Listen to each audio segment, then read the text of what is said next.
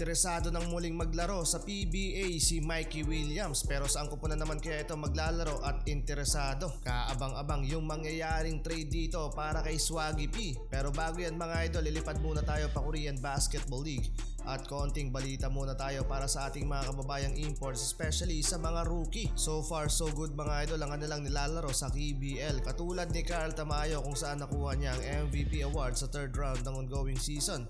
For the first time ito para sa mga Pinoy import at nag-average siya ng 15.7 points, 6.4 rebounds and 2.4 assists per game, shooting 48% from the field. Grabe yung ginawa ni Carl Tamayo sa KBL, parang hindi 6 foot 8 inches yung galawan sa loob ng court.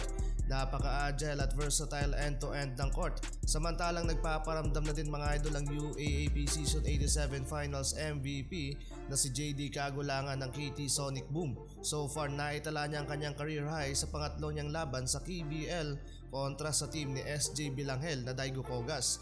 Kagulangan with 15 points, 6 rebounds, 4 assists and 3 steal.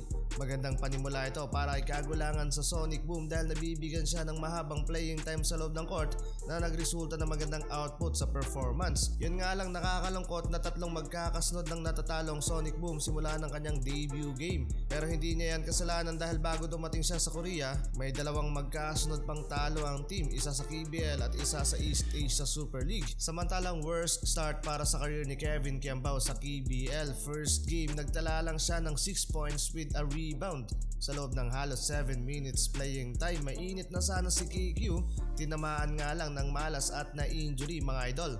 1 to 3 weeks mawawala sa Sono Sky Gunner for recovery. At ang mas malala pa, baka pati sa Gilas Pilipinas out na din siya. Pero for sure babawi yan si KQ sa mga fans pag naka-recover.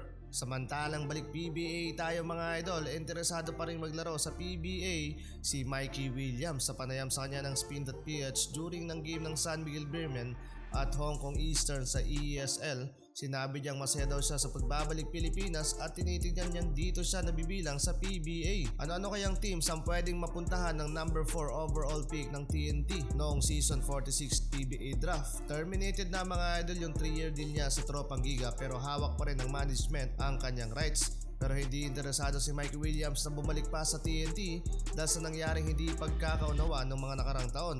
Habang nagpapakita naman siya ng interes na maglaro para sa Converge 5 Xers, bakit ko nasabi mga idol dahil si Charles Chu lamang ang nakapagpabalik kay Williams dito sa Pilipinas at hindi aksidente, nakabilang pa siya sa Converge coaching staff. Si Charles Student kasi mga idol ang dahilan noon kung bakit nagkaroon ng interes sa PBA si Jordan Heading. Originally drafted by Terra Firma Jeep at na-trade pagkatapos ng stint ng SGA sa Williams Jones Cup. Hindi papayag dyan ng TNT na walang kapalitan para kay Mikey Williams.